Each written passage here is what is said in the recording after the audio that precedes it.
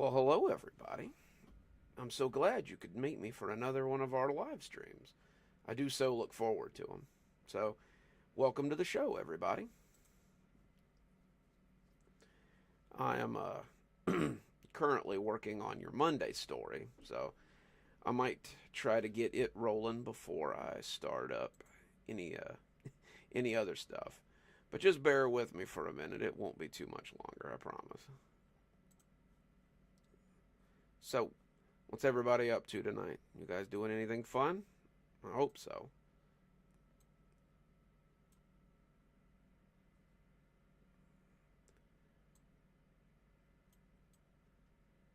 Alright, let's see. Trying to get this to play nice.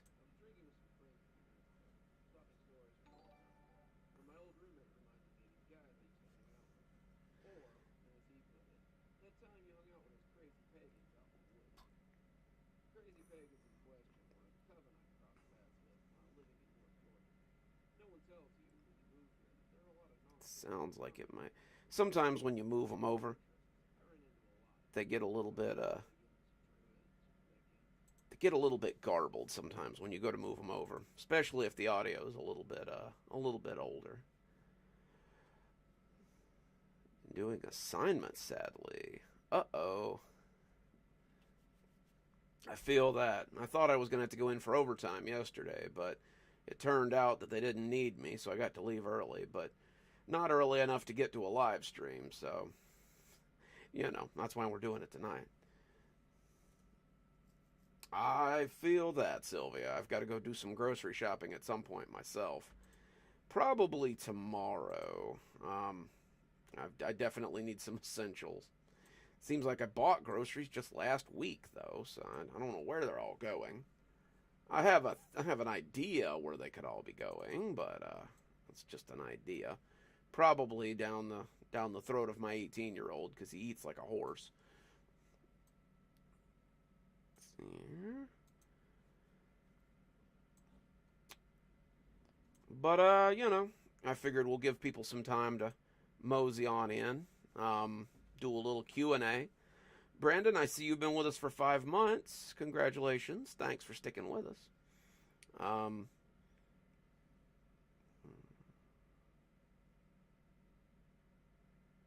Employer didn't mess it up. I feel that, man. That's if I ever wanted to get back into corrections after I retire, I'm gonna have to do that again too, which I'm not really looking forward to, but I don't ever intend to go back, so that's not as big an issue for me. Nice, Denisha. Always good to get them done a little bit ahead of time. Oh yeah, I try to do it at least twice a month. YouTube tells me I could be making more money if I did them every week, but I just with work, it's hard to get to them sometimes. It's like a full-time job. I've got a full-time job, and then doing this is a full-time job. It takes a toll. But I prefer this one to the other one, so this one's always nice.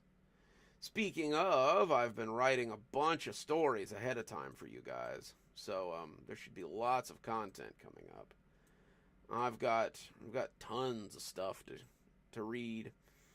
I think we've got some new short stories we can read tonight if you guys want to. Definitely can get some content going there so that we can get a little bit ahead of time, and I can do some pre-recording, which is always nice too.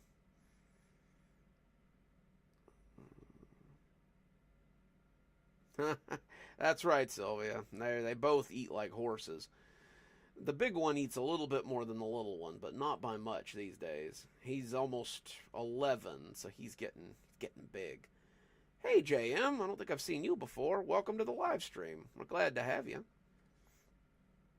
But yeah, I wrote a bunch of short stories last week, so I think we should have some new short stories we can do. I don't know. I wrote a bunch of stuff last week. Most of it's cashmere stuff, though. I did a couple of more Dr. Winter's stories. I did some more botanical garden stories. I think I've got a new Stragview story, come to think of it, but I don't think it's quite done yet. But we'll see. I'm sure we'll read a bunch of stuff tonight. We'll just have fun, you know. We'll get a little crazy. It'll be all right. Let me put this Monday video on to cook here.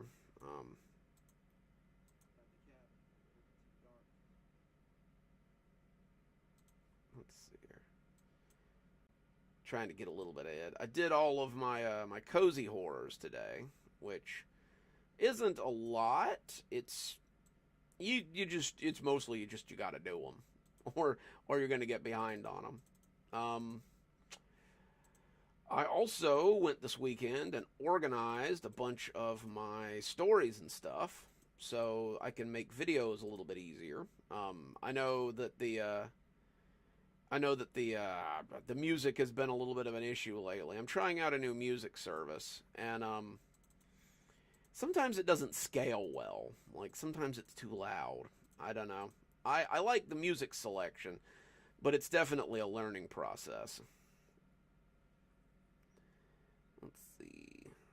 Oh, look at you, Denisha. I did business analytics once. I don't think I passed, though. I think I swapped up later. Well, stress no more, because here they are. I've got lots of stories coming up.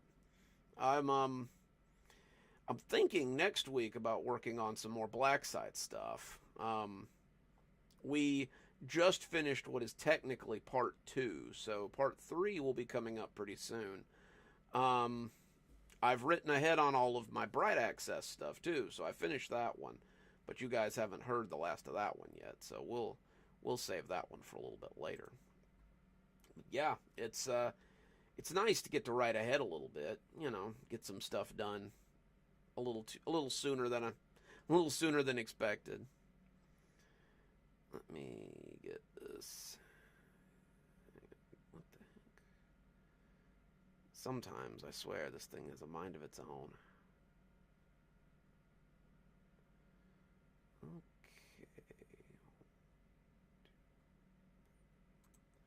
Sorry about that. Just setting something up before we get rolling. I've got some plans for next week on content, and I think you guys will like them. It should be a good week for content. Most of them. If you hear it on Tuesday or Thursday, those aren't mine. I usually let people suggest stories for that. And lately they've wanted some classic creepypastas, so that's what we've been getting. But the rest of it, yeah, I pretty much write all of it. All the Kashmir stuff, all of the Monday stuff, all the Wednesday short stories. That's me. I write that. It's a lot of fun. I like writing stories. A couple of stories. Well, see, yeah, audio quality has been difficult lately. I'm not sure why. Some of it I go back and listen to the raw audio, and I'm like, this isn't what I uploaded. What in the hell is going on here? But I don't know. I don't know what's going on with that. I'm just doing my best here. I don't know what's going on YouTube's end. It seems like sometimes I'll upload something and it gets remixed, or the music gets cranked up, or something. I don't know what's going on there. But hang on a second. Let me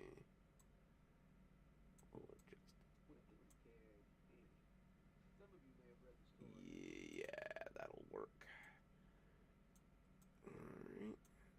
But yeah, I don't know if it's on YouTube's end or what, but sometimes I'll upload something and it won't sound the same when I go back and listen to the raw audio. So I'm not sure what's going on there. I'm just kind of taking it day by day here. And then of course I'm in the January slump right now too. Like if you do YouTube, then you know it's January. All of your ad revenue like kind of slumps because ad revenuers don't put ads up in January for some reason. So I'm not sweating it too hard. It's a slumpy month, and then next month it'll probably go back to what it was before, but just got to make it till then. But it's a little bit demoralizing because you just you build and you build and you build and then you watch it just kind of slide off for a little bit, which is no fun. Nobody likes that. Mm, hang on.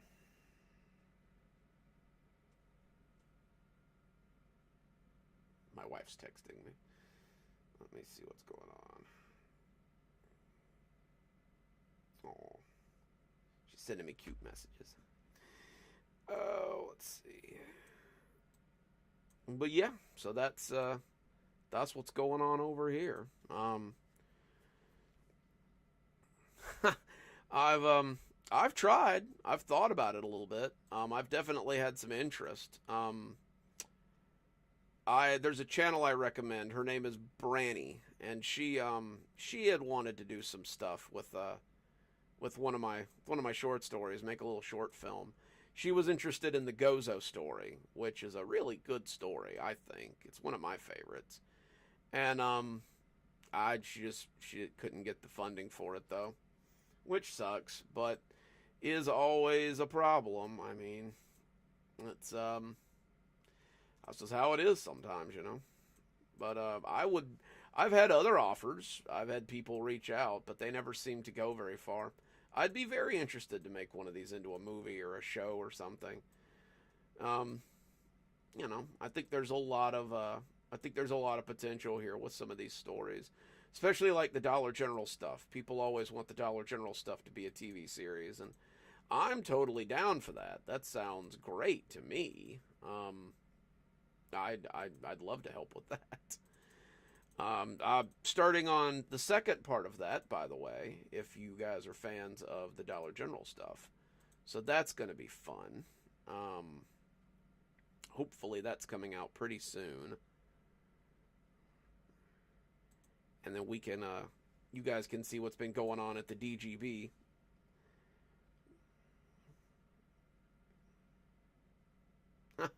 I'm trying to find her a good character right now. I don't want to just like throw her into a character. I want to get somebody that she's gonna mesh with. But I'm sure I will. I'm sure I'll find her somebody. She wants to be a part of it. She tells me all the time. She's like, if you need a voice, I'll totally do it. Um, that's the other thing I've written ahead of time. I've written like, God, I think it was like 6 grandpa stories ahead of time so that I can send them off and get Ladama's voice for Glimmer. Because I like the Glimmer voice personally. I think she does a good job, and I would really like to utilize her. But you got to let her know ahead of time, otherwise she doesn't know. So I've been kind of like writing ahead so that I can get her the stuff. Hang on a sec. Yeah, that'll work. All right. Put this into cook.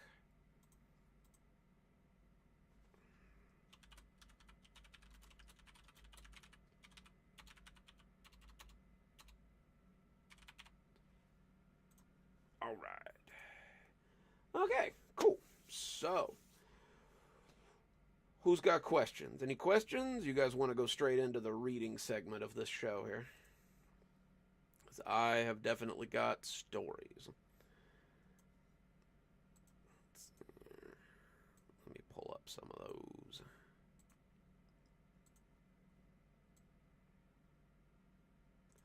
those.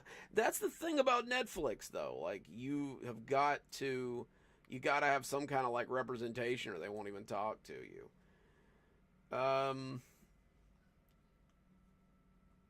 Like you gotta have some kind of representation, or they won't even give you the time of day. Because I've tried, but one of these days.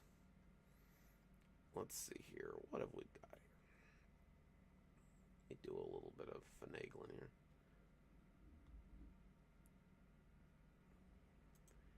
What do we got in the Wednesday kit here? Oh yeah, we've got some stuff. Bah, bah, bah, bah, bah. What do I want to read today?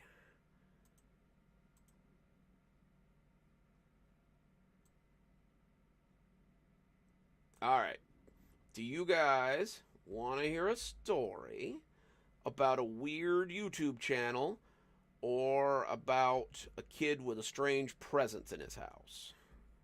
Make your decision known, and we will read it while I get everything ready there. Let's see.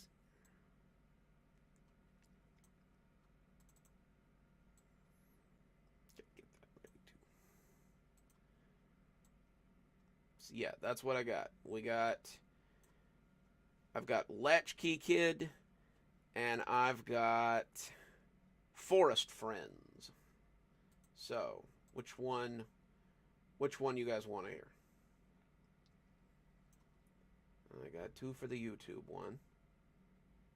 And it's not Brandy, no. Let's see, that's 3 for YouTube. I think the YouTubes have got it here. Let's see here.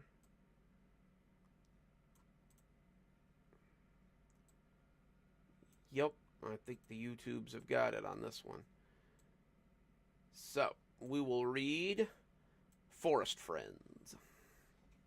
Which, if some of you guys watch a lot of TikTok like I do, you may find some similarities between this fellow and another channel that I like a whole lot. If I could get up with the fella and get him to voice himself in this one, I think I would. But he is notoriously difficult to get in touch with sometimes. Alrighty. Sit up a little bit so that I can actually read. Alrighty. So, this one is called Forest Friends. And we'll do some recording while I read it for you.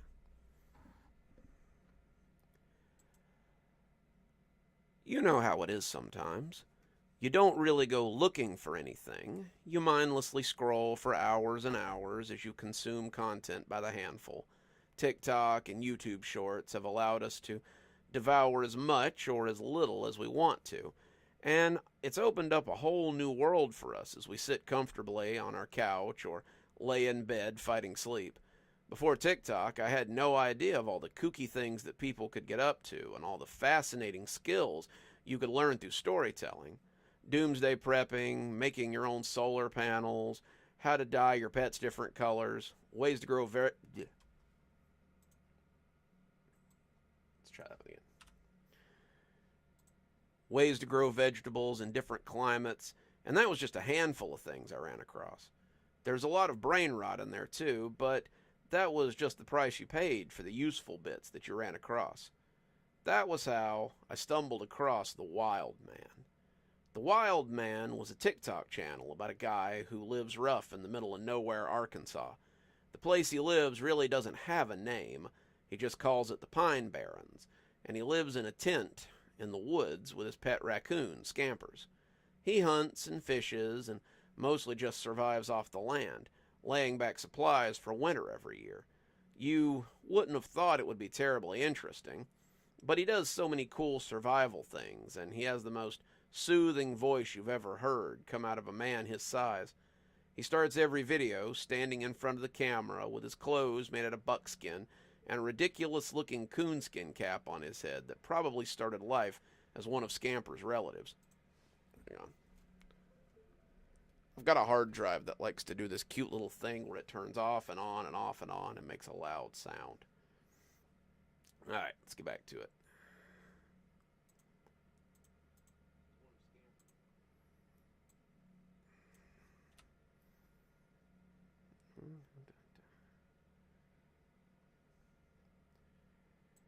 As one of Scamper's relatives, waving and smiling his gap-toothed smile.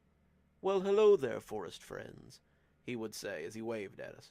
Forest friends is what he always called his viewers in his videos, and some of them have put it on t-shirts and sell them on his behalf.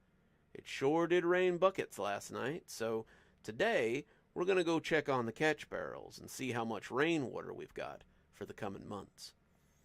He stepped forward and grabbed the camera as he headed off into the woods and went around his campsite to check the large wooden barrels he used to collect rainwater. One of the previous videos had shown him making the barrels, and they looked like the big casks that people used to store wine or beer in. He had about 5 of them. Most of them were almost completely full of rainwater after the rainstorm ASMR he had done the night before.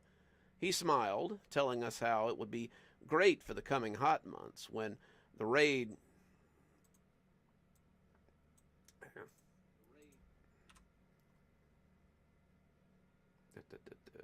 I missed a letter there. There it is. The rain was a little scarce. He sealed up 3 of them, burying them half in the ground, before saying goodbye and hoping we'd take care of ourselves until next time. Most of his content was like that, just very chill forest things while he and his raccoon pet went about their day-to-day activities. They fished, they collected birds' eggs, and he showed us how to track deer by their signs and how to build fires that wouldn't. Give me a second, guys. The train has decided to interrupt our live stream here. Let's see. This is Forest Friends, if you're just joining us. So you came at about the right spot.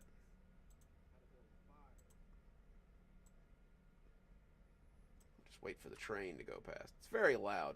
The tracks are like right next to my house, so, well, like a street over. So you know when the train is going by.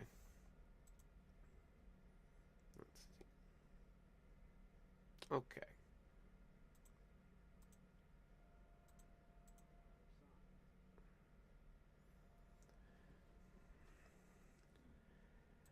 How to build fires that wouldn't get out of hand. He cooked meals with things that he scavenged, meat mostly, and I was surprised at the amount of edible plants that he taught me about.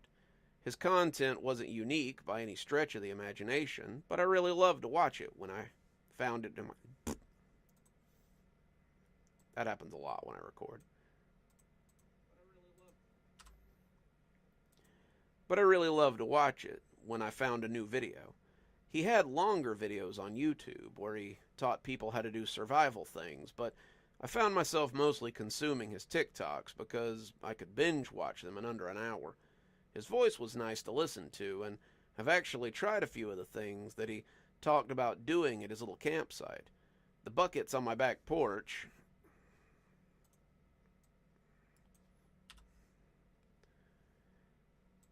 The bucket on my back porch is growing a good crop of worms, and the rainwater collector in my backyard is watering my homemade garden nicely. So don't tell the government, because I'm pretty sure it's illegal. I wondered when I first discovered him how to get the thing...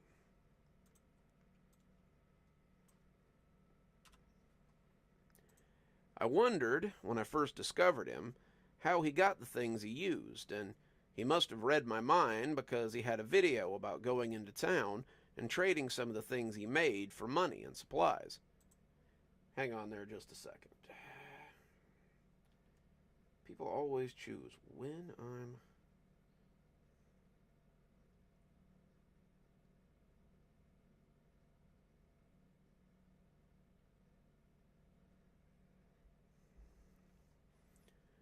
All right, where were we?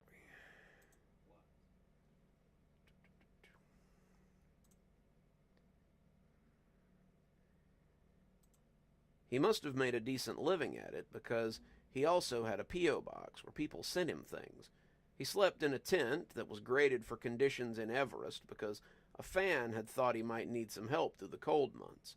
He had a Coleman stove that he cooked on sometimes, also provided by a fan, and there were various other things that he had that he certainly hadn't foraged for. I suppose that there was also the cell phone that he shot his videos on, too, though that was a mystery that he would soon solve, to our detriment and his. It started innocently enough with something I thought I had made a mistake about. "Well, hello, forest friends," he said one day, his shirt off and his arms slimy with clay. "I'm just making some bowls if you'd like to join me." Heck yeah, I thought, as I settled in to watch him make clay bowls. He had some clay that I imagined he had found at the river, and he was forming and molding them when I noticed something in the background. It was hard to see, kind of nothing. Me.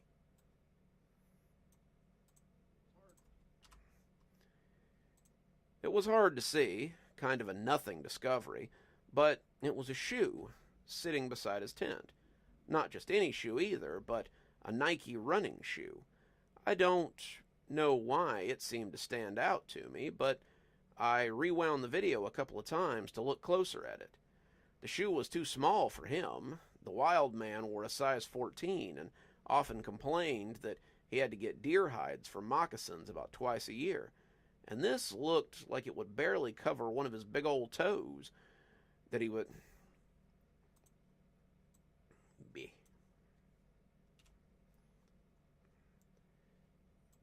That he now had on display as he worked.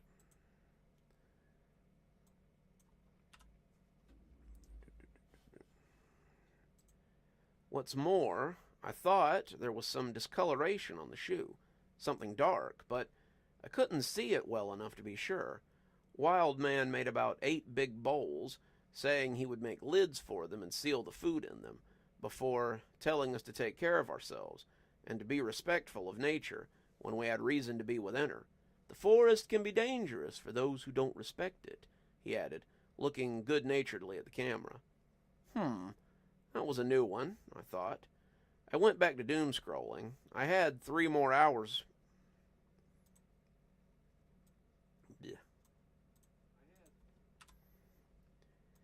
I had 3 more hours of work to get through, and my work hadn't quite filled the day like they had planned. I went to his profile, and it seemed the wild man had been quite busy that day.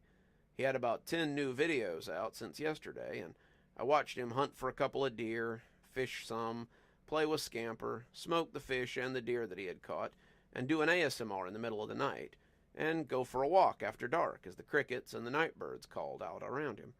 The video, to me at least, didn't feel like they were in order. I thought that the hunting videos seemed to be in the early morning, the fishing in the mid-morning, and the cooking in the early afternoon. That wasn't weird in of itself. People upload videos all the time that aren't in order, but it was the comments on the cooking video that made me stop and scroll a bit. He had fish crisping on a stick over a fire that he had prepared, the deer meat sitting on a rock as he prepared to salt and store it, but then there was something on another rock near the deer meat. It didn't look the same. It looked, in fact, like pork. Some of his subs thought the same thing, and they asked what tree he had found the bacon on. The wild man had commented that it was just deer meat from an earlier kill, but some hunters said that if that was deer meat, then they wouldn't eat it because it didn't look right. Too pale, the comments said, but the wild men told them it had tasted fine. A little strange, but nothing to write home about, and certainly nothing to keep people awake at night. We're reading Forest Friends if you're just joining us. I'm doing a little bit of live recording, so you came in at just the right time. We're about a third of the way done. Let's see. No, the thing that kept me awake was what I found on his YouTube channel. The video of him walking in the woods was the usual 5 minutes of him crunching along through the leaves, stopping to listen to the quiet nighttime sounds around him, and then progressing on before repeating it. He would point out the sounds of frogs and crickets, small birds and night creatures, and then move on through the crispy brush to find his next stop. At the end of the TikTok, there was a message that said I could watch the whole 3-hour video on YouTube, so I clicked over to his channel and put it on in the background while I worked on some last-minute paperwork. I liked having noise while I worked. It made me more productive, I think. So I listened to his big old deerskin moccasins as they crunched through the underbrush, talking about birds and squirrels and frogs as I put numbers into a report and information into a PowerPoint that would go along with it. About an hour and 45 minutes in, he stopped suddenly and gasped quietly. Who could be out here during such a dry season? With a fire, too? Man, what are they thinking? We started walking again, and I looked down to find him creeping up on a campfire out in the woods. The crunching was done, and I realized that that had been for the benefit of the video. He could be damn near silent when he wanted to be, and as he snuck up on the campers, I let my fingers rest on the keyboard. There were 2, both sitting around a healthy-looking fire, and both cooking hot dogs. They were laughing, listening to music, and he hovered on the edge of their campsite and watched them. They were being too loud to hear him. He could have probably started running, and he moved back some before moving the camera up to his face. "Sorry, forest friends, but I need to call tonight's walk a little early. I need to have a word with some less than courteous forest friends and let them know that this isn't the burning season. Till next time, take care of yourselves and be safe." He ended the video there and hadn't answered any of the comments on it. People wanted to know what had happened and if he had scared them off. They wanted to know if he had called the police or the park rangers to enforce the burn ban. Some of them jokingly asked if he had just killed them and put their fire out, but these were mostly treated as jokes. Wildman, despite his name, was pretty peaceful and generally didn't interact with people any more than he had to. It was weird to think of him hunting folks, almost unheard of, and most people either laughed these comments off or told them it wasn't something to joke about. I could understand where they were coming from, and I didn't think some of them were joking. The tone of the video had shifted pretty quickly, and it had been a huge tonal shift at that. I finished up my stuff, listening to something different to fill the void, and when I packed up to go home, the video was still on my mind. I kept an eye on the channel for the next couple of days, watching for updates and watching what came out. Wildman stored some food in those pots, salted meat, it looked like, and buried them near the camp. The Wildman made a stew from some of the meat and some forest greenery. It rained, and the Wildman sat on a poncho and listened to it as it washed over him. Wildman showed us a little female.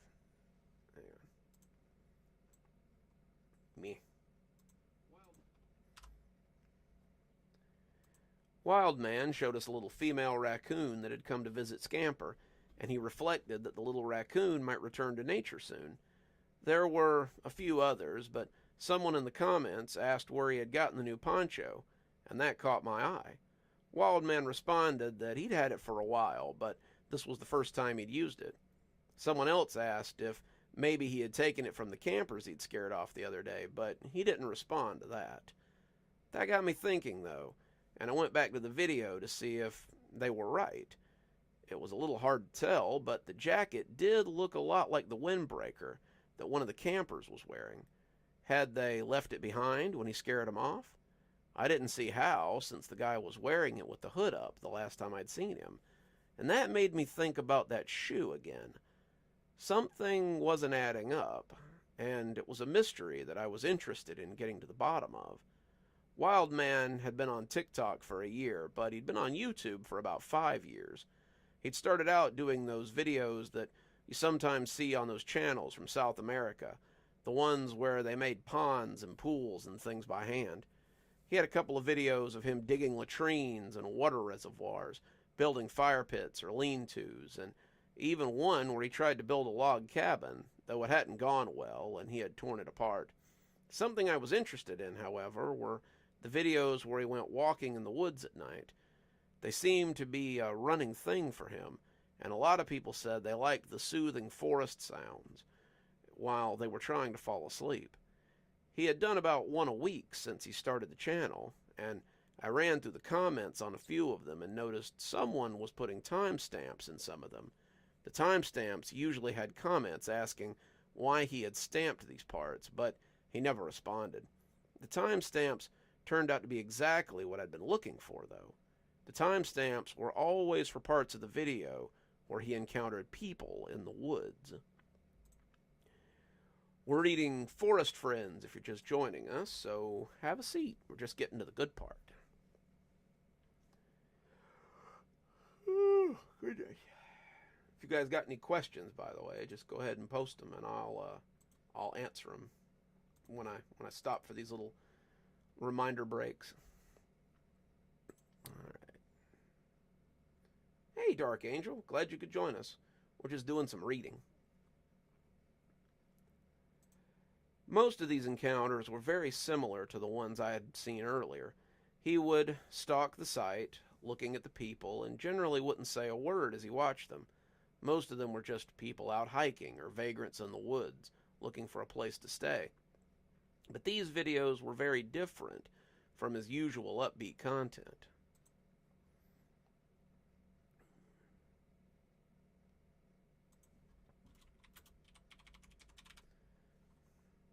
Oh, thank you. I like the shirt too. I'm doing pretty good. Just kind of hanging in there. We're just doing a little live streaming. You know how it is.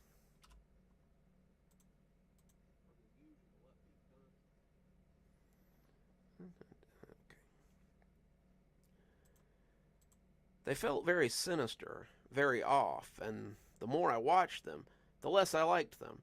I went to the profile of the guy who kept leaving the timestamps, Forest Friend 66, and he had compiled some videos too, some videos about the Wild Man. His videos were usually compilations of the Wild Man and the videos where he stalked the campsites. Then he would circle something in a still frame and flash to a later video. A shirt from a hiker that had become an arm bandage, a necklace, even... Bleh. Try that again. A necklace, seen for a flash of a second on a young woman, had made its way into a pile of things he was trying to sell at a pawn shop a few months after that. He showed the shoe that I had noticed and linked it back to the day hiker Wild Man had seen on a daytime hike he had been on. And more chilling, sometimes the videos would end with a missing person poster from the Arkansas area. YouTube doesn't have a way to request...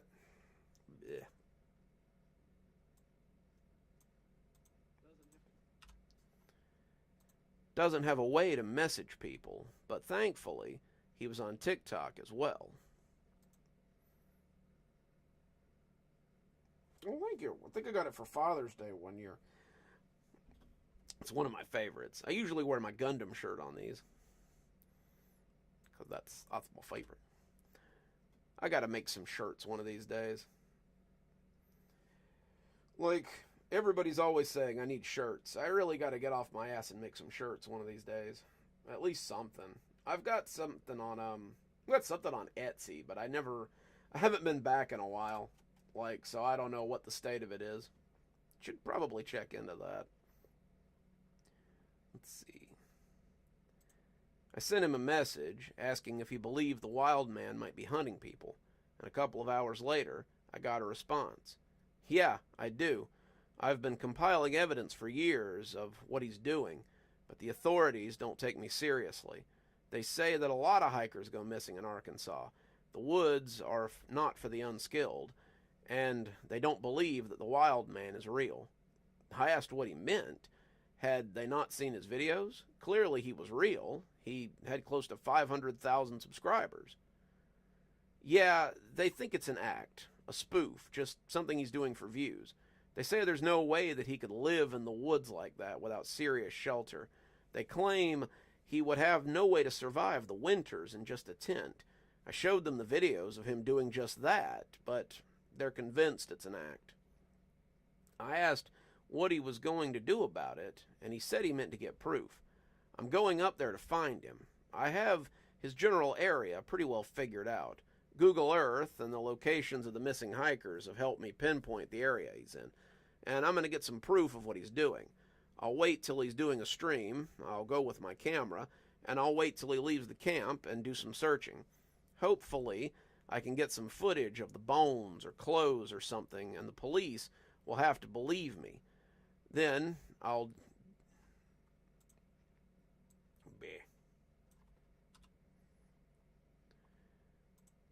do it live so I have proof even if he catches me. Keep an eye on my channel. I'll be heading up there very soon. What's up, CLC? Glad you could make it.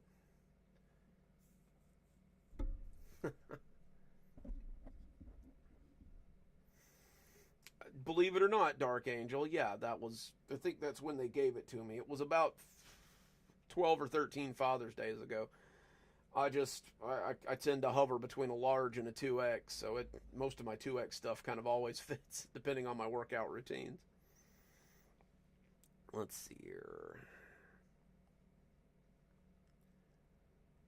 we're reading Forest Friends, by the way, if you're just joining us. So, you know, this is probably a good time to join us. It's getting good. I told him I would, and a few weeks. I told him I would, and a few weeks later, I got a notification that he was going live. I'd gotten a similar notification half an hour earlier that the Wild Man was going live too. He had announced that he was going hunting for some late season deer, hoping to stock up for winter, and set out with his bow and his axe to find a couple of likely targets. Wild Man headed off into the woods, whistling as he went with the raccoon pup following behind him. On Forest Friend 66's channel, I could see that he was watching Wild Man leave the camp, getting as low as he could so the forest dweller wouldn't notice him. He waited for about 10 minutes, listening for the crunch of the hide moccasins, before he headed into the camp. The camp looked much the way it had in his videos, the large tent and the crackling fire and the little divot where he sometimes stored things so that he could tarp them. And Forest Friend 66 moved quickly among them, looking for signs of missing hikers. On his stream, Wild Man was talking softly about tracking deer and looking for their signs. The tent contained nothing but a sleeping bag and a few assorted tools. Forest Friend 66 was careful to put everything back as he had found it, but the mess was so complete that it seemed almost needless. He went to the fire, but there was nothing there but old wood and old food remnants. He looked into the divot, but it was empty for now. He set about searching, looking for any hidden caches, but he didn't have a lot of luck. On the other stream, Wild Man had found a likely tree and spotted a couple of deer grazing nearby. Forest Friend 66 was digging around randomly, trying to find something on the ground to prove his point. He remembered the pots and commented on his stream. No. The reverse.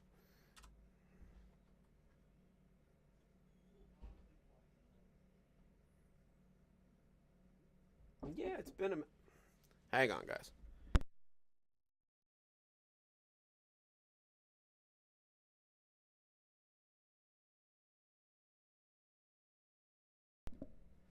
Hungry teenagers, I swear. The local myth. I like this one. Oh, yeah. Oh, God. 1999 is one of my favorites. I definitely want to read it on the channel sometime, too. Oh, yeah. This one's going to be a popular one. I can already tell. I really like the direction it's going in. It was fun to write, too. Okay, there we go. I remembered the pots and commented on his stream, of which I was the only watcher. He looked down, and I heard him mutter to himself as he tried to remember where those damn pots had been hidden. He dug around some, looking and hoping that I would turn back to the Wild Man stream and see what he was doing. Hang on, I did that one.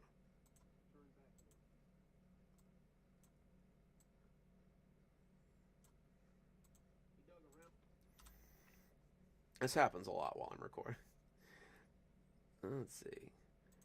He dug around some, looking and hoping, and I turned back to the Wild Man stream to see what he was doing. He was standing over the deer, an arrow sticking from it, as he lifted it and headed back to camp. I commented again, telling him that Wild Man was returning, but he didn't see. I watched again later and saw that while he was looking, he had stuck his foot in a hole and broken through into a hidden cache of stuff. There were clothes, shoes, personal effects, and a fanny pack with cash and IDs in it. I would have thought that Wild Man wouldn't. Try that again. Oh well, thanks. I do try to keep my voice conversational. So, well, not to spoil the surprise, Brandon, but I've got to go out of town in March, so I'm thinking about doing all the Pen Pal stories in a big one for like, I think it's like my spring break upload, because Pen Pal was one of my favorites too, and I really want to do all of them like that. Hang Let's see, where were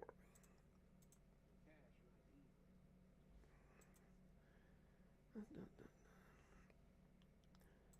I would have thought Wildman would have no use for something like that, but it seemed he was not immune to keeping trophies of his kills. Forest Friend 66 grabbed the bag, preparing to run, when he heard a noise and looked up just in time to see Wildman coming back with the deer. On Wildman's stream, he saw Forest Friend, and the two just stood for a moment and looked at each other. "Hello there, Forest Friend," Wildman intoned, the deer slipping off his shoulder. "Why don't you have a seat by the fire and tell me—" But Forest Friend was already running. Wildman dropped his phone in the dirt, his stream becoming dark, and I turned to Forest Friend so I could follow his progress. His escape became something akin to a Blair Witch sequence. He was running through the woods like a frightened deer, and I believed that he had become the prey. He had to have had the camera in some kind of chest rig, because I was definitely along for the ride. I was getting a little seasick, actually. He was running flat out, but in the peripheries you could see Wildman keeping pace with him. He was toying with him, hurting him, keeping him moving towards something. Forest Friend was panting, running, and out of breath, but the farther he went, the less I saw of the shadow that had... There.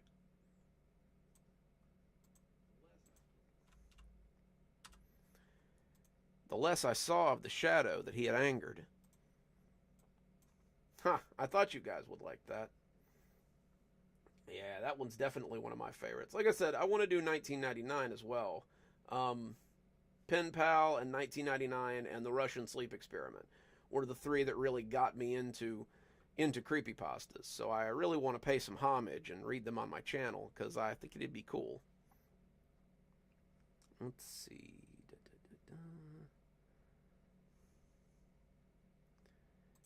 He seemed to be coming out of the woods, maybe to a road or a clearing, when something rose up in front of him and wrapped a meaty hand around the camera.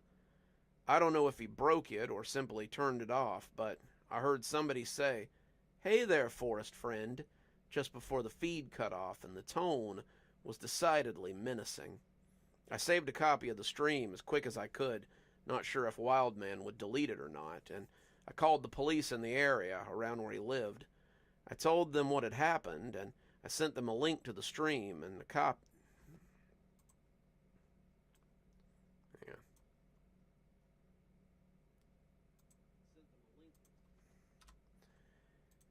I sent them a link to the stream and a copy of the video.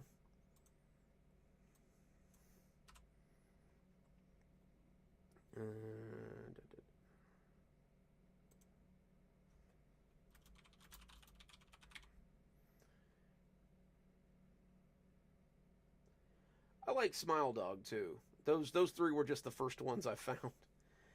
I like that they turned the Russian Sleep Experiment into a book too. That was kind of neat.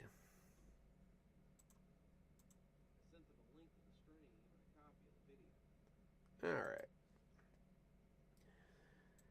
But they didn't seem too worried. They said people went missing in the woods all the time, and it didn't necessarily mean any foul play had occurred. As for the video, well, it was a good bit of acting, but they didn't believe it. The guy in the video is a nut. He sends us evidence all the time, and it never pans out more than theories. As for the Wildman, that's Thomas Land. He lives in town. The character he pretends to be is just that, a character. If he wants to put on buckskins and play Tarzan, then that's his call. He owns all that land out there, after all, so it's his to hunt and fish if he feels like it. They hung up on me, and it wasn't the last thing I heard on the matter. It's been a few hours since the stream, and I just got a message from Forest Friend 66. Well, no, I got a message from Thomas Land, aka Wildman, on Forest Friend's account. "Hello there, Forest Friend. I understand you've been talking to some not-so-friendly people. He's not going to be a problem anymore, but I do need you to be a pal and delete that video you have. Otherwise, I might have to pay you a visit next, friend. I've been sedentary for a while, but a trip might be just what I need to spice things up." And that was it. That's Forest Friend. Oh, No, wait, I need that. Duh. Force a habit. I hope you guys like it. It should be premiering on the channel soonish, I would think. Probably next week sometime.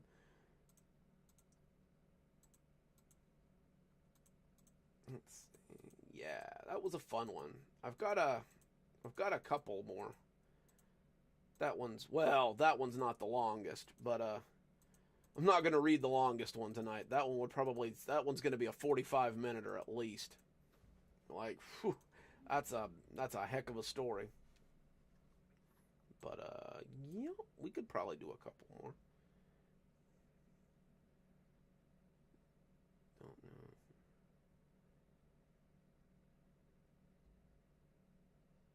I haven't read that one, but I really need to. I've People have told me about the Locust Lake saga. I've just never read it. Some of the older ones, I'm more familiar with like the classic creepypastas. Like I've missed a lot of the really old ones, like the early ones. I really need to go back and read some more. Some of you guys' requests have been good for that. Like I've seen some creepypastas that I had never even heard of before. Like I knew there was a big like not Jeff the Killer, Slender Man community, but I think I missed out on most of the stories. Like I was never really that into Slender Man. He really wasn't one of the ones I was really that engrossed with. So I missed a lot of the stuff from him. But I've really caught up on my Slender Man lore from like a lot of the stuff you guys have been sending me. That being said, if you guys have any classic creepypastas you wanna send my way, I've got my email address on the channel. Just email them to me, and I'll read them as long as like I don't have to. If I have to get permission, I'll message the person. But if they're on creepypasta wiki, they usually are pretty okay with you reading them, which is cool. I like that. But yeah, not I like reading the old stuff too. It really takes me back to when I first started writing horror and stuff, because that was really listening to stuff on Mr. Creepypasta's channel was how I really first got into reading horror and writing it too. Like I'd listened to I'd read Stephen King for years, but like these were different. Like these were something else, and I really liked them, and I really liked writing them. I still do like writing them. You guys know what I mean. I'm not expressing myself very well there. Oh lordy. Let me save this thing real quick.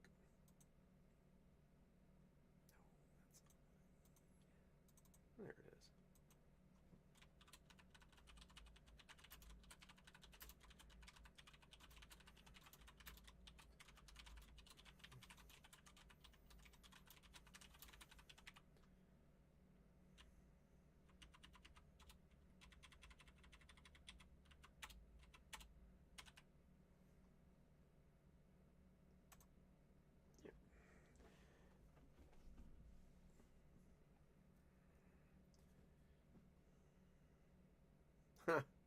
I don't know if that's why Hitler was obsessed with the occult, but I mean it's a working theory, I suppose. I think he thought he could use magic to take on like the Axis or the Allies or something. But who knows? It makes it into a lot of Wolfenstein games. I know that. Let's see. Well, did you guys have any questions or anything? Any like lore related stuff that you wanted? I know some of our canonical stories are starting to like really get in depth. So if you've got any pressing questions you need to ask, go right ahead. I'm usually here for that. I'm trying to see what we've got coming up here. Oh yeah, Schwanti. He's like one of the OGs. Like he's been there for a while. Like I didn't realize how deep in the mythos Slender Man was, but like he's pretty deep in there. I want to say he was like in the heyday, like one of the heyday creepypasta characters, which is pretty cool. I mean, I have to read them. Like, I'm not allowed to just like free range them. Like, I cannot make up stories for my kids to read or for my kids to hear. But you know, I'm allowed to read Dr. Seuss and such to them so that they don't like have nightmares forever.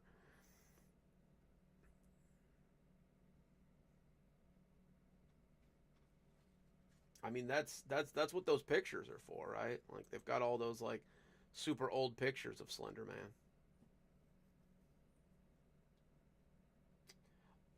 I too like a lot of the religious based creepypastas. I'm not gonna lie. Um, especially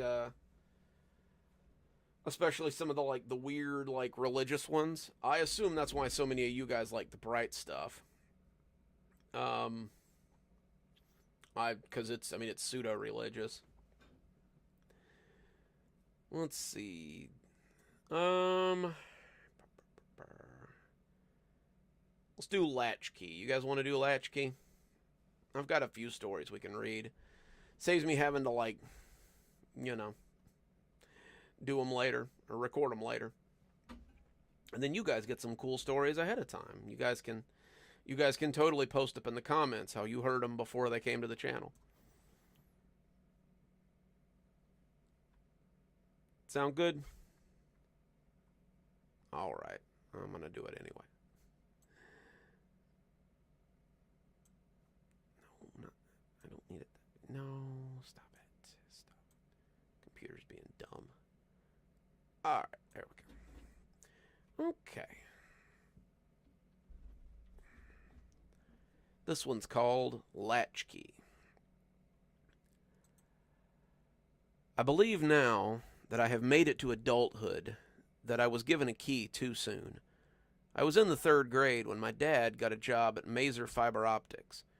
He would be working from 2 till 11, making more money than he had ever made before, but there was a catch. Dad had always worked from 6 to 2, which meant that he would be home before 3 so that he could get me off the bus. Mom had a typical 9 to 5, something she couldn't change, and that left 2 hours where I would be unattended. 2 hours didn't seem that long, though, and the money was too much. Yeah. I hate when that happens.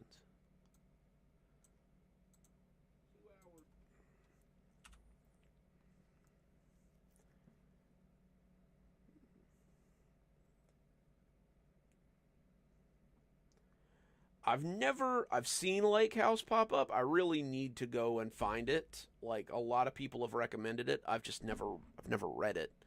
It looks really good though from what I've seen of it. Let's see.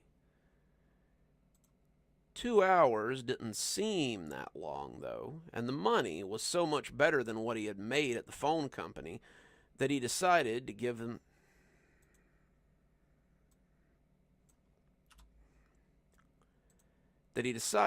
me some trust. I wasn't a kid who lacked responsibility, and I didn't usually have trouble following rules, so they decided I was old enough to be trusted to let myself in and lock the door behind me. Just let yourself in, make a snack, do your homework, don't answer the phone or the door if someone comes around. Can you do that? I nodded, thinking it sounded exciting, and so I became a latchkey kid. It was pretty well. Me.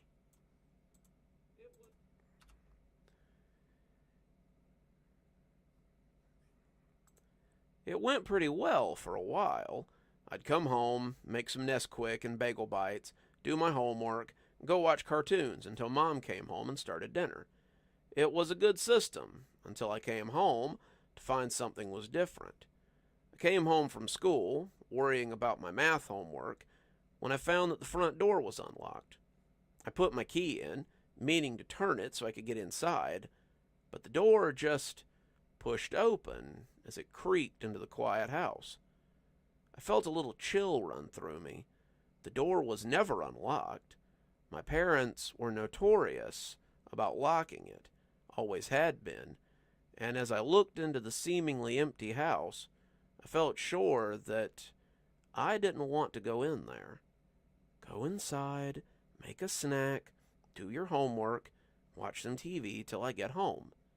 That was my mom's voice echoing in my head, and it moved me past the wall of fear that was building in me. I went inside, closed the door, locked the door, and went to the kitchen for my snack. I'd lived in my house my whole life, and in that time, I'd never felt unsafe there. It was my house. You're supposed to feel safe in your house, but as I walked through the living room and towards the kitchen, I felt the hairs on the back of my neck stand up. It was that feeling I felt sometimes when I got up to use the bathroom in the middle of the night. The feeling of monsters watching me. But it was the first time I'd felt it in the daytime. Something was watching me. Something unfriendly. And as I moved into the kitchen, I saw something move out of the corner of my eye. It was gone when I looked, but I was pretty sure it had been there. I shrugged it off at the time, though, and went to get my chocolate milk and make my chips. I don't like that. I'll do that one again. It was gone when I looked, but I was pretty sure it had been there. I shrugged it off. Allergies are not doing me any favors today. I shrugged it off at the time, though, and went to get my chocolate milk and chips. I was scared, but I was also 8. When you're 8, it isn't uncommon to jump at shadows or things there might...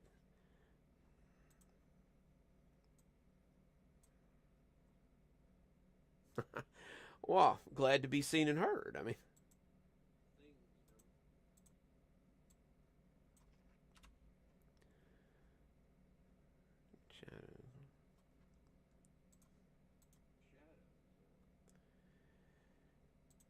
think there might be ghosts or something. You know it can't be real, but that doesn't stop it from making you scared. I took the powder out of the cabinet, took the milk out of the fridge, and spooned it into my glass as I prepared to mix it.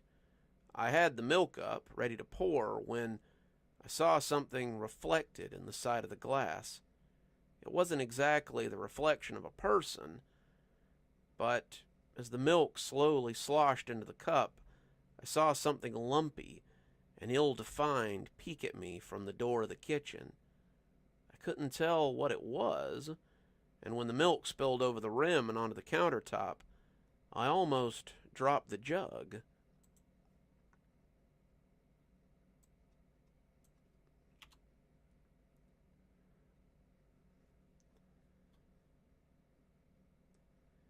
Well, hey there, Tomboy. I'm glad you got to make it too. We're just rolling along. I figure we'll go for a little while, at least till my voice gives out.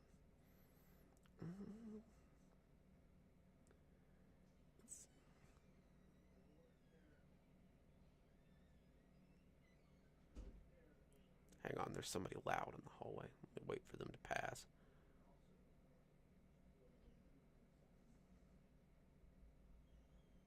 There we go. I couldn't tell what it was, and when the milk spilled over the rim and onto the countertop, I almost dropped the jug. I managed to get the paper towels before the milk spilled onto the floor, but when I peeked at the door, no one was there. I put my chips in a bowl and got my homework out of my backpack as I went to set at the dining room table. Unlike usual, I sat with my back to the door to the backyard.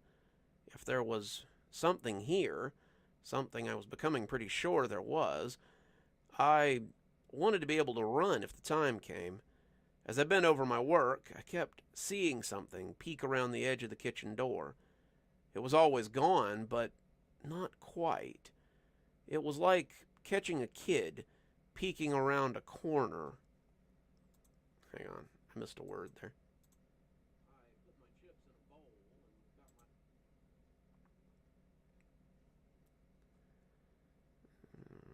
my...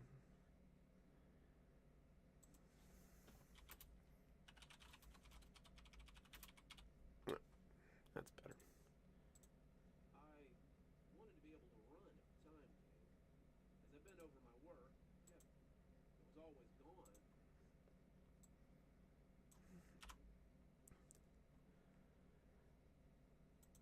It was always gone when I looked up, but not quite. It was like catching a kid peeking around a corner who pulled his head in just a little too slowly, and I almost imagined that I could hear whoever it was giggling when I almost saw them. My teeth were chattering, and I'll never know how I stopped myself from crying, but somehow I kept my cool as I worked through my math homework. It was the most scared I had ever been in my entire life, even more than the time I had snuck into the living room to watch scary movies, and I was having trouble finishing my math. Who could focus on fractions when something was in your house, watching you? I was just scribbling now, barely paying attention to what I was writing. I was more interested in trying to see this thing that was stalking me. I couldn't catch more than a glimpse, but it was bald and looked fat.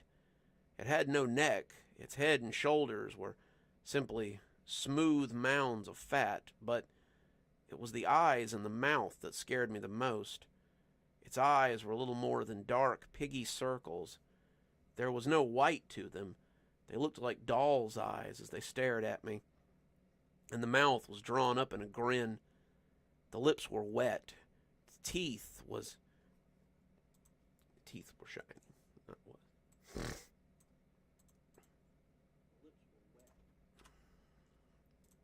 The lips were wet. The teeth were shiny, like the thing kept running its tongue over them constantly.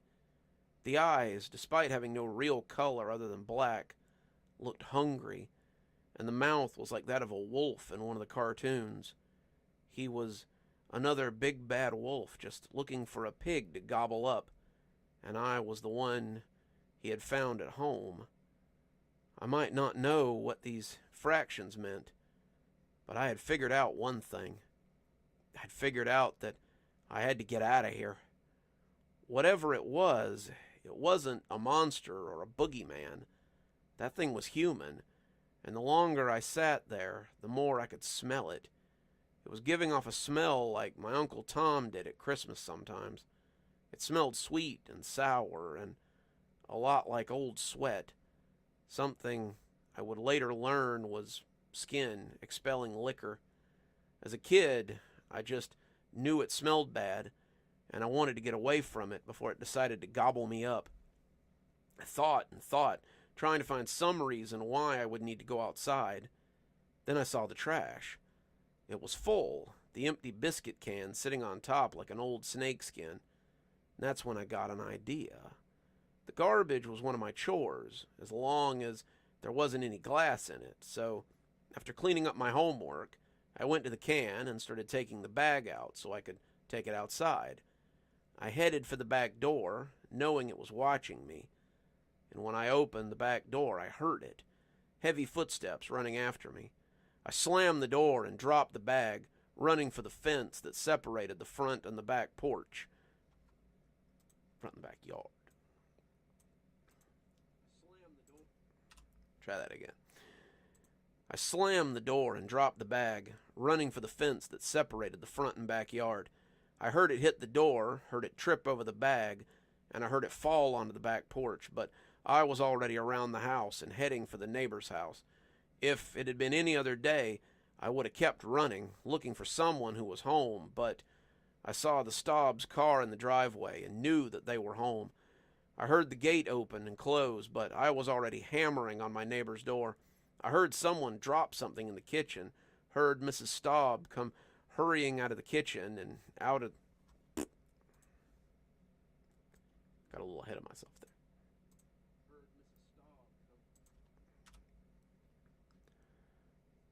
Heard Mrs. Staub come hurrying to the door, and out of the corner of my eye, I could see the thing coming around my house and towards the neighbor's house.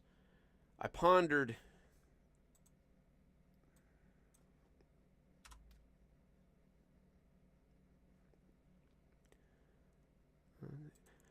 I pounded even harder, wrenching at the knob, and when Mrs. Staub opened the door, I shot inside and yelled for her to close it because something was after me. She looked up, and she must have seen something, because she slammed and locked the door. Then she called the police, and after that, she called my mom. The police beat my mom home, but only just. I told Mom what I'd seen, told her something had been stalking me in the house, and how the door had been unlocked when I got home. She reassured me that it was fine, that it was probably nothing.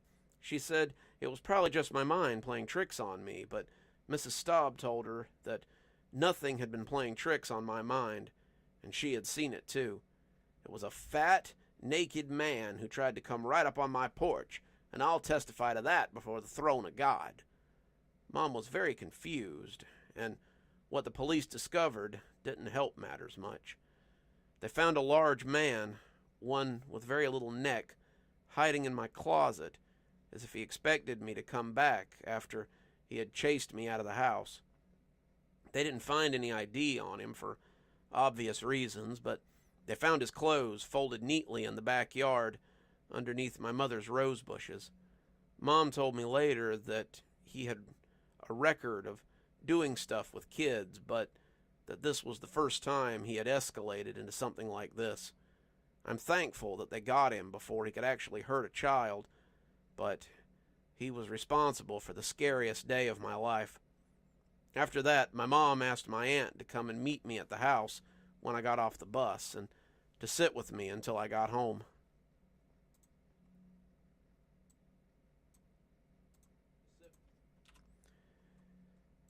To sit with me until she got home. That kept on until I was in middle school, and Mom decided I could probably look after myself again. I still think about that day a lot, and it's probably why I kept my kids in after-school care for as long as I did. Well, there you go. Well, that's Latchkey. Not really a monster horror story, but, a different sort of horror story, maybe. See, I like Lighthouse. He's read a couple of the stories that I've wrote. Like we used to do a pretty good trade in commission work. So I've written a couple of the stories that he's got up there. He definitely values a lot of good stories, and I like his selection. He chooses some of them that aren't not everybody's reading. He's like me. Sometimes he takes a story that interests him so that he can he takes stories that interest him rather than stories that are popular. And I like that because I like to do that too. See, I don't know, Brandon. I don't really like rule stories. I've written a few of them, but I don't know. I feel like they're overdone sometimes. Well, thanks, guys. I know it was a short one. Not quite as long as our last one there, but it was an interesting one. Like I said, sometimes the scariest stories are like just, the possibly true ones. The ones that could be true if we think about it too hard. I've definitely come home a couple of times when I was a kid and found the door unlocked and been very worried.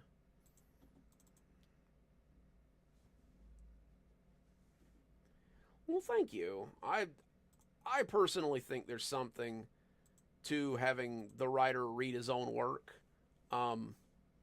My favorites used to be the Stephen King audiobooks where he would narrate them himself.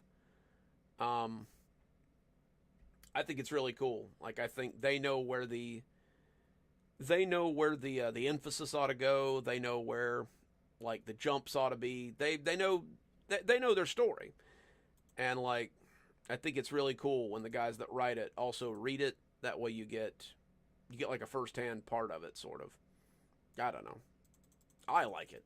I always look for audiobooks where the writer has done it himself. Oh, I have a hardest time getting this chair situated. Yeah, real life is pretty scary, Blondie. It's definitely not something to play around with. I don't know. I remember probably being too young to get myself off the bus, but it was always a little scary, no matter how old you are, being at your house by yourself. Let's see.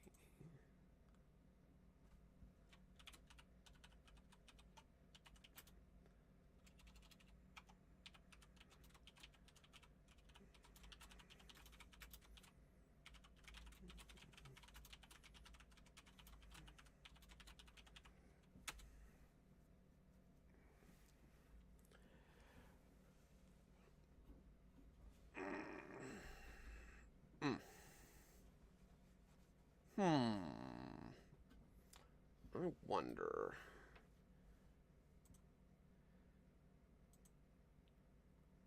Should we do one of the Friday stories, you know, as a treat? What do you guys think of that?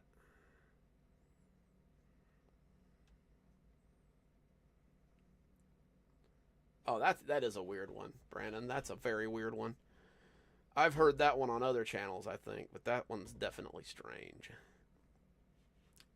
Let's see.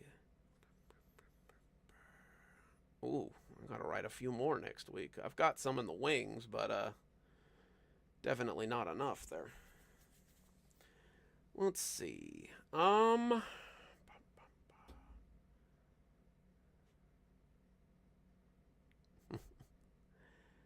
have I got? What have I got? What have I got? Got to do some moving around too. I think I've posted these two already.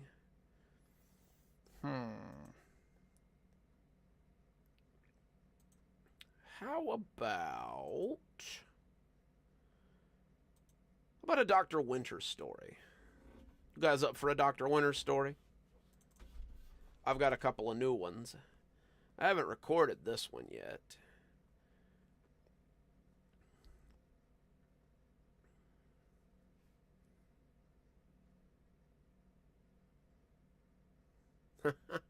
That sounds like Stephen King. Alright, let's see here. Oh, I haven't narrated this one yet. Let's do a Dr. Winter story, I think. This one has a returning character that I think you guys will like. Well, okay. I got two. Do you guys want a scary Dr. Winter story or more of an emotional Dr. Winter story? What do you think? Scary or emotional?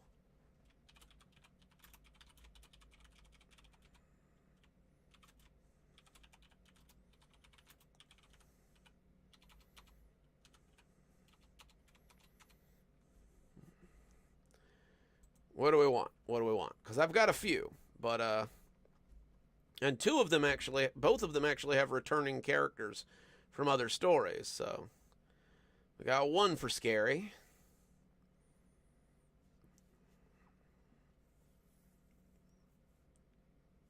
I got two for scary, and one for emotional. I think the first one to three will win here.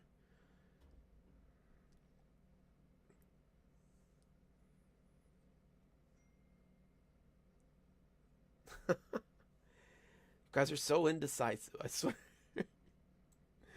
You guys just like stories, and I'm good with that because I like telling stories. Let's see. There we go. Three for scary. So we will do the scary one. This one's kind of cool. I've started to mix some characters in from my other stories into my Kashmir stories a little bit. Like you remembered, we had Mr. Harzo on a Dr. Winter story one time. And then I mean the laughing audience are in a few of them, but we've had some return cast there. But this one brings back another character that you guys really liked at one point.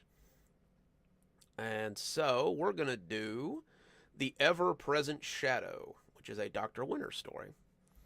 Let me get set up here. I tell you what, let me take a quick recess here for a second and go get a water. And you guys go get something to drink, and I will be right back, okay? Give me like 2 minutes.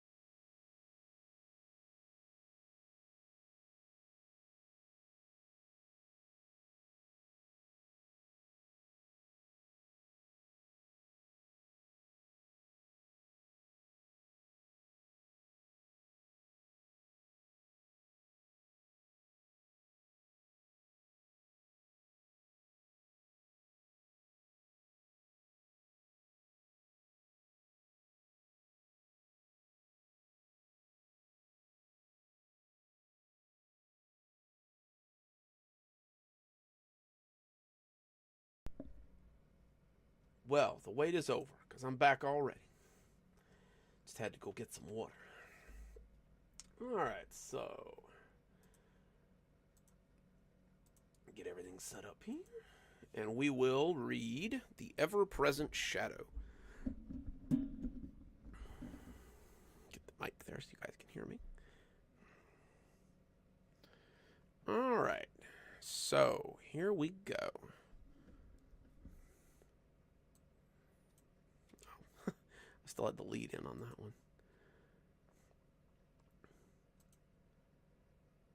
Okay, Shelley, what brings you in today?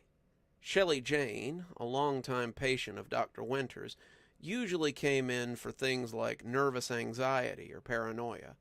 In reality, it was the threads of the trauma her stepfather had left behind. Dr. Winters had been pruning them for years, and it seemed there was always one more to pare back. Winter assumed this would be just another one of these sessions, but she couldn't have been more wrong. Well, it was strange. I had an incident yesterday with my son. It was something I couldn't explain, and it made me think of my stepfather again, which nearly gave me an anxiety attack. Winter nodded, taking a seat as she tapped her pen on the page. That's unfortunate, Shelley. Is Michael okay? Oh, yes, he's fine. He's a little afraid, but he's physically fine. Pamela furrowed her brow, making some notes as she thought about how to answer that. Why don't you tell me what happened, and I'll see if I can help you make sense of it. Shelley nodded, looking at the ceiling as her face became slack. Well, I was at the sink, doing dishes, and I asked him to take the garbage out. He said he was busy with something, Legos or a puzzle maybe, and before I knew what I was doing, I said something strange. Strange? Winter asked. Strange how? I told him he better get that garbage out before Mr. Danver came to get him. And then I got the most profound feeling of vertigo and anxiety I have ever had. Winter looked up from her pad, not understanding. Do you know a Mr. Danvers? No, I don't know anybody by that name. It was weird, Doc. I just stood there as we looked at each other, and I hoped he wouldn't ask me about Mr. Danvers. If he didn't ask me, then I wouldn't have to talk to him.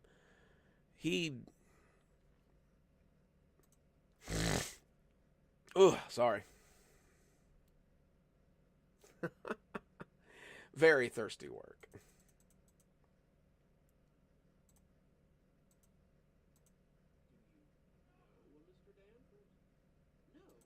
Let's try that one again.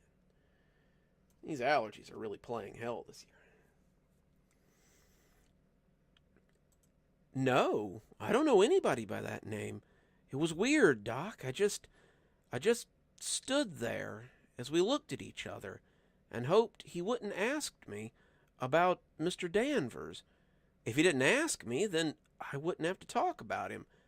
And I didn't want to talk about him. Mr. Danvers made me think of... Her face went blank for a moment before she shook it off.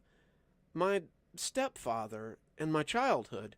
Someone who told me about Mr. Danvers when I was very small. That would be the stepdad. Hang on.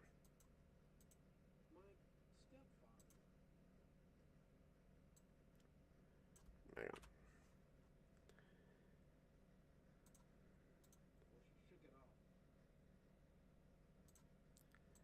Think of someone in my childhood, someone who told me about Mr. Danvers when I was very small. That would be the stepdad, Winter figured, and if she couldn't remember him, then the pruning was starting to work. Michael asked who Mr. Danvers was, and she paused, trying to find some way to explain it before saying, I sang him a song. Winter looked up from her notebook. A song? Yes, but I can't remember all of it now. Do you remember any of it? Shelley tried to remember, scrunching her face up like she might be in pain. And then something deeper than the state Winter sometimes put her patients in spread over her. Winter felt a cold chill work through her. This was different than anything she had ever seen, like possession. And when Shelley started speaking, Winter felt an undeniable pull of magic. He comes for bad kids, naughty kids, and kids that don't listen. He finds where they hide, and they go missing. When Mr. Danver comes to town, you better beware. When Mr. Danver comes to town, you better be scared. He's tall and old, with skin so thin. His hair is wisps, gray as tin. His teeth are sharp, his eyes are black. He'll drag you off, and you'll never come back. When Mr. Danver comes to town, you better beware. When Mr. Danver comes to town, you better be scared. Winter had shared the deepest pits of hell with demons that would make mortal skin crawl, but this was something completely different. Shelley hadn't even sounded like herself when she sang. Her voice had been deeper, like a hollow well, and the accent had been different from her normal southern drawl. Whoever had taught her this little rhyme had not done so out of a sense of legacy or love. This was a dark element, something kept alive through the span of generations by knowledge of it, and Winter doubted it was something told casually to a kiddo before bedtime. When she finished, Shelley blinked and looked around. "Oh, what happened? I feel like I passed out for a moment." "Nothing," Winter lied. "What happened after you told Michael about Mr. Danver?" "He was terrified. I shook myself, and he was crying. I comforted him, telling him how sorry I was for scaring him. I hadn't remembered Mr. Danver for years and years, and I would have never told Michael about him. Scaring children like that is something I would never condone." Ooh, excuse me. Oh, well, thank you, Brandon. Well, thanks, guys. That means a lot to me. Let's see. Voice is getting a little crunchy, sorry. Ugh.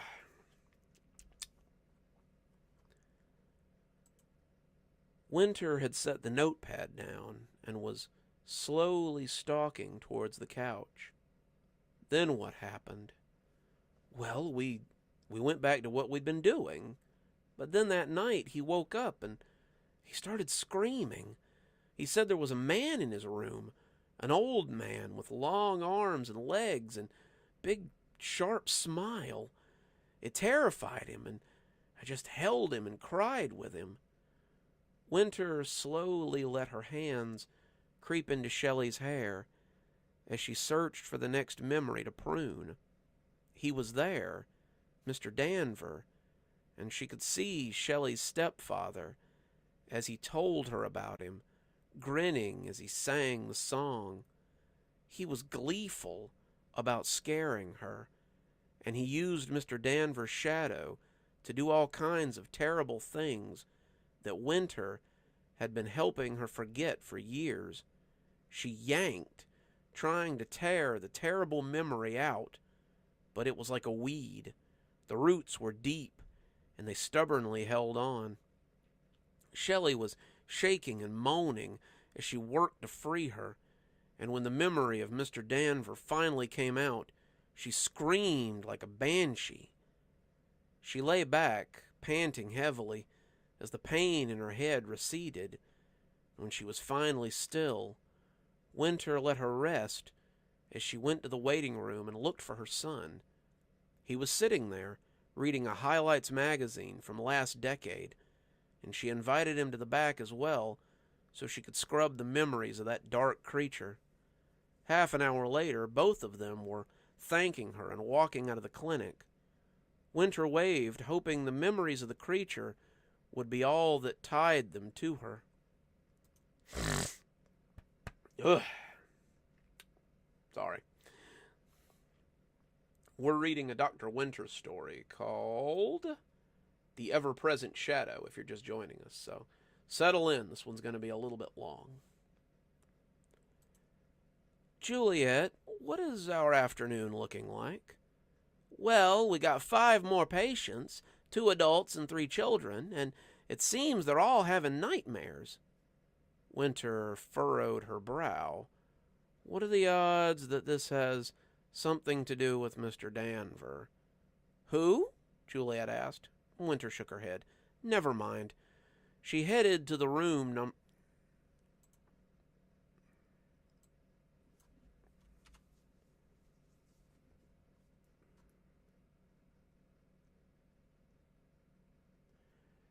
I do have a Spotify. I just don't update it very often. Not as often as I should. Maybe it's something I'll start doing again though. I don't know. Like once I retire and I've got more time. I need to do it again. It's definitely something I've been falling down on. TikTok too. Like I need to update my TikTok more often.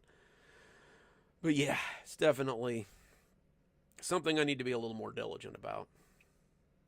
Where were we?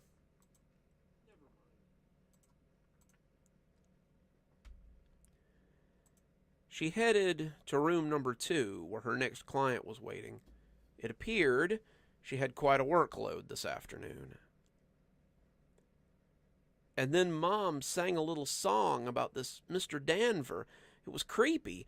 I didn't like it, and it made me feel weird. It was like there was a worm in my brain, and it was wriggling in deeper by the moment. Then that night, the poor girl shuddered. Dr. Winter's fingers were deep in her mind. Mr. Danver came to my room and told me I better be good, or else he would come and get me. And have you been? Winter asked, her fingers pausing. I was always good, but I've been afraid to do much of anything since... She shuddered as Winter took hold of the root and drug it out. The girl, Deanna Breedley, gasped fitfully for a moment, but then, as the memories came loose, she settled back onto the couch. Dr. Pamela Winter sighed deeply. This was the 8th one this week, and Winter wasn't sure it would ever end. Children and adults alike seemed to be plagued with memories of this Mr. Danver. Winter had been wiping these memories as quickly as she could, but it didn't seem to be doing any good. The day before, Michael and his mother had come back and told her that Mr. Danver had come back to see Michael after an argument. The thing had tried to take him, but Shelley had forgiven him and Mr. Danver had left. The memories had come flooding back again after the argument, and this time they were even harder to pluck out. I didn't even remember him until Michael yelled, but once he had acted out, it all came back. It hurt, she whispered. It was like eels in my brain. I don't understand, Winter thought to herself after the last patient had gone home. He shouldn't be able to come back. If the memories are gone, then how can he even be a... Excuse me. He shouldn't be able to come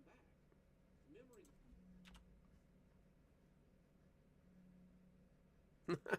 I imagine so, Blondie. I have some problems with that myself.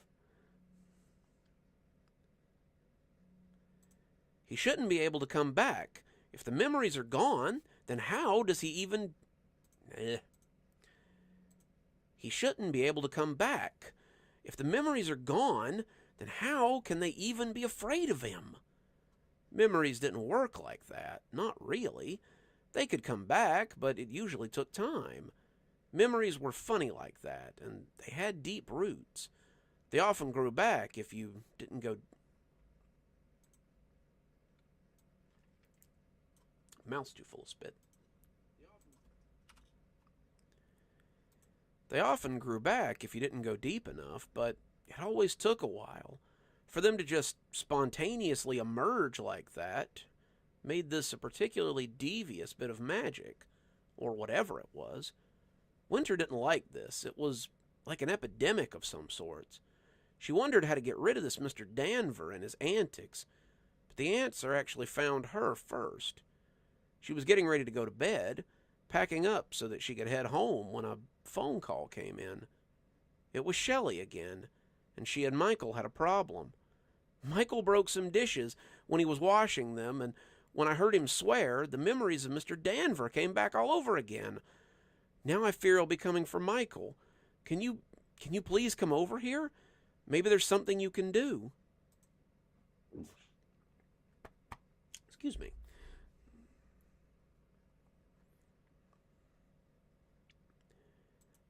Have you forgiven him? Winter asked, already running as she headed for the door. Shelley had...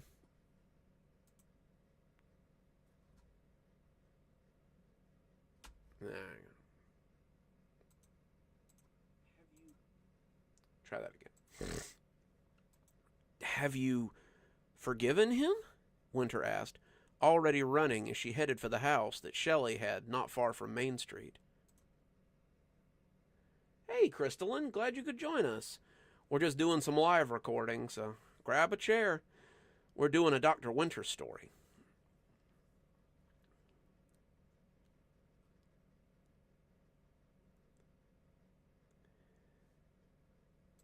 If I do, then Mr. Danver will just go away. Then we'll have to deal with him again after that. You've done so much, Dr. Winter. Maybe you can help us get rid of him. Dr. Winter was coming up the road, the dark, cloying...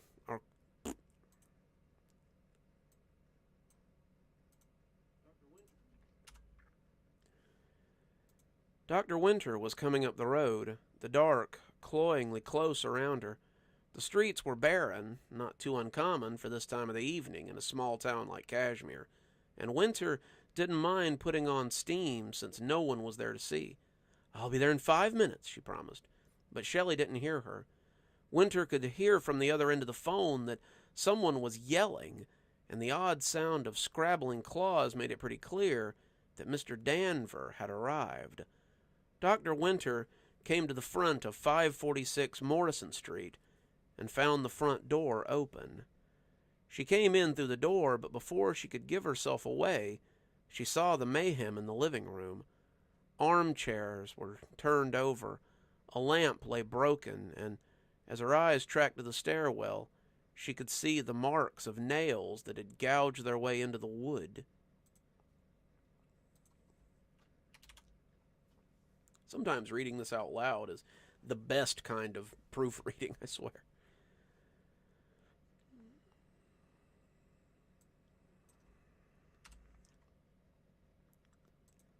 Upstairs, she could hear banging and shouting, with an underlay of crying and begging.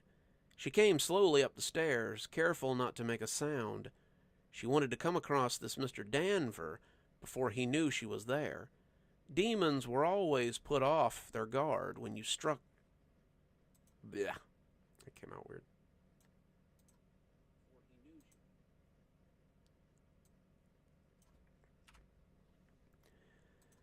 Demons were always put off their guard when snuck up on.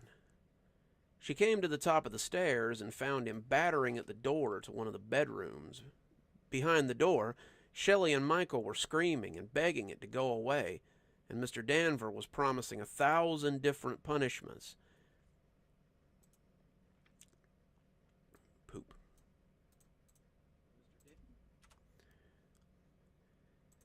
And Mr. Danver was promising 1,000 different punishments if they didn't open up. He would flay them. He would eat them alive. He would break their bones and grind their teeth down. He would wear their skin and eat their fingers, but he stopped as he sensed Dr. Winter. He turned, and Winter set her feet to stop herself from shuddering. He was a burnt corpse, a bloated creature with bulging skin of necrotized flesh. His arms and legs were stretched like taffy as they slipped from the arms of a suit he wore. The bowler hat on his bald head nearly blended in, and his burning red eyes seemed to jump out of his head. The shiver in her spine was gone, though. This was a demon who had come into her territory, uninvited, and it was about to learn a very valuable lesson about boundaries.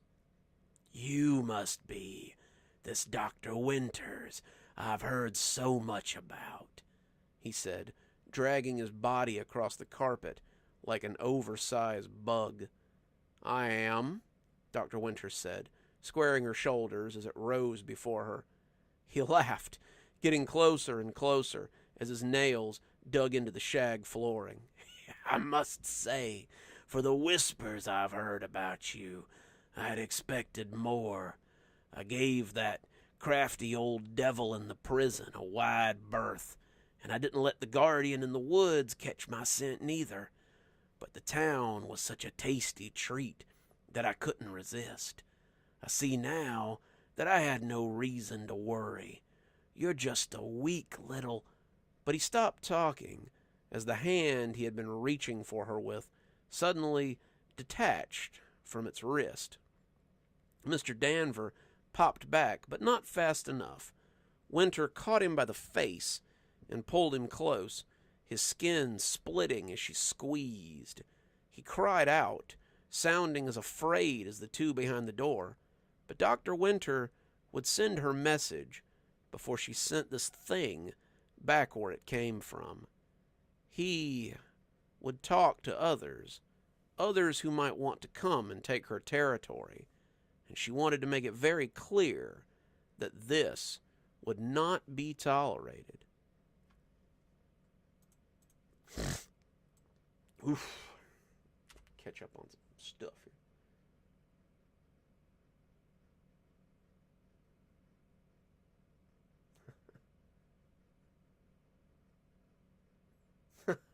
I don't know. Sometimes I just like saying poop.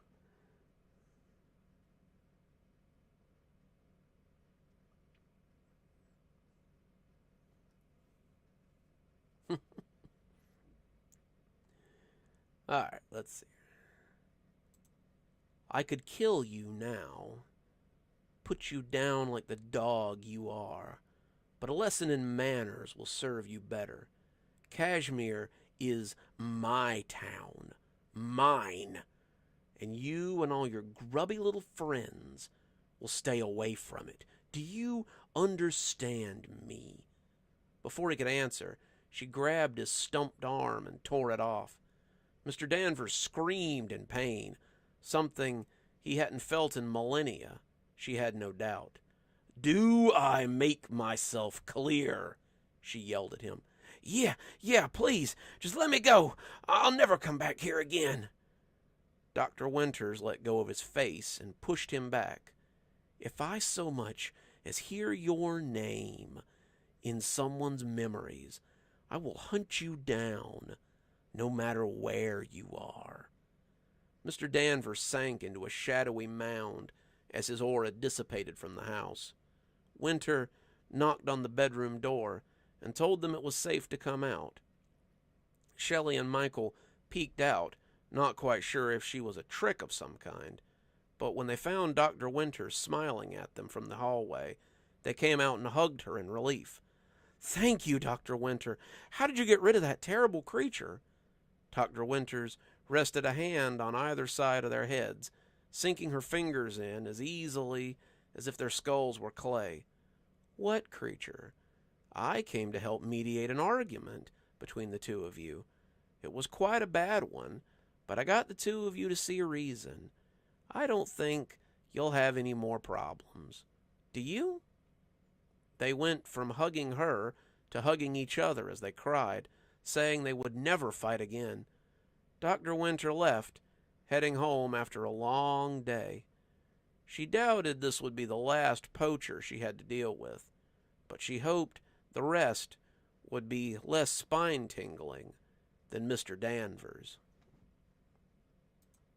And that's it. Oh. Yeah, here too. We're getting ready for some warm weather too. They said it's supposed to snow again, but I don't know. It's been over 60 for most of the day, so oof.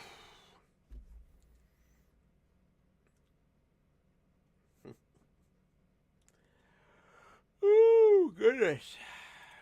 I hope you guys have enjoyed some stories there.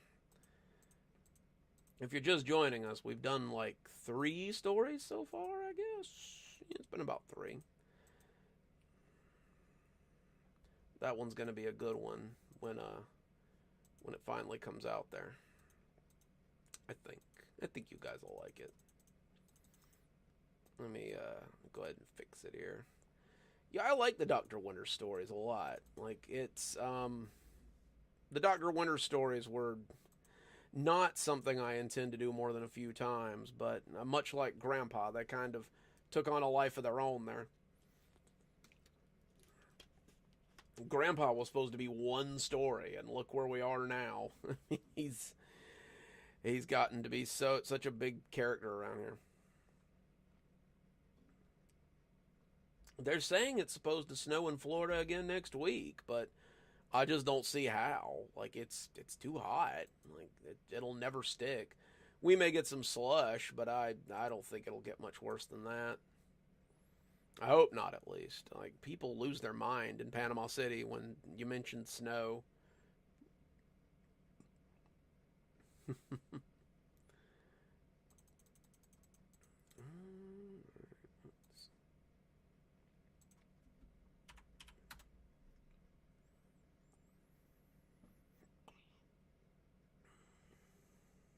Yeah.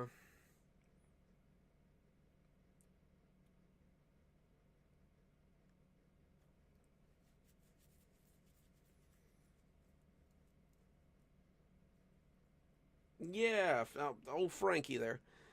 That's going to be an interesting little. It's going to be an interesting adventure. I think she's going to be a like a regular character there for a while. Um,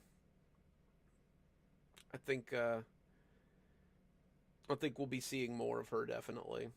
Um, and I mean, John will continue to make some appearances in Grandpa's story and Grandpa and John's, and we got to get back to Sam's story for a little while too. I've got some new stuff from the botanical garden, so we'll probably pop around a lot. Like, I've got a lot of cool stuff from Kashmir that we'll definitely look into. I think it'll be a good time.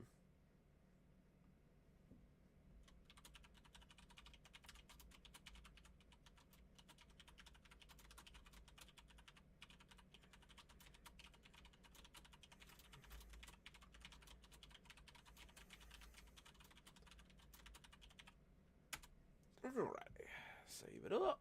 Cool. Yup, that's the one.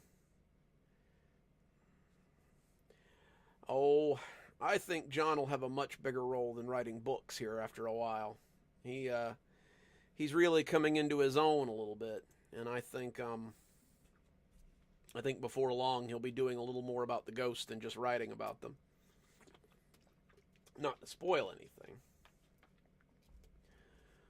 Well, guys, I think that'll about do it for me. It's been about 2 hours. We'll do we'll do a last little like 10-minute quick questions if you got any. Just throw them on out there. We'll do a little Q&A before it's time for so long, I think. Whew. That was some good reading. Man, that's a lot of a lot of good stories tonight. Like, I like reading to you guys. It's always fun. Yep. I think I think eventually, like, we'll see we'll see John develop a lot of his own abilities and things, and he may be of help to Marcus as well, and Marcus to him, and we'll start seeing a lot more like cohabitation between a lot of different stories. You're very welcome, Blondie. I always like reading for you guys. It's fun. That's one of my favorite things to do is these live streams. I can't wait to retire so that we do like a couple of these a week or something. Like, YouTube is always like, you could be making more money if you do more live streams. And I'm like, when would I find the time? Like,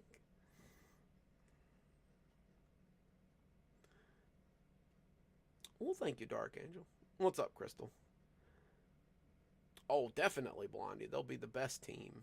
I want to put Sam in the mix too, but we got to get the lady back to the garden first, which there will definitely be some stories there, I think.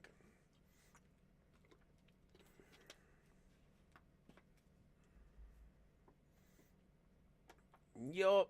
I mean, better late than never. Like it's always nice to have these little live streams. Oh, thanks you guys. It's always nice to get to read you guys some new stuff and get a little bit of recording done too.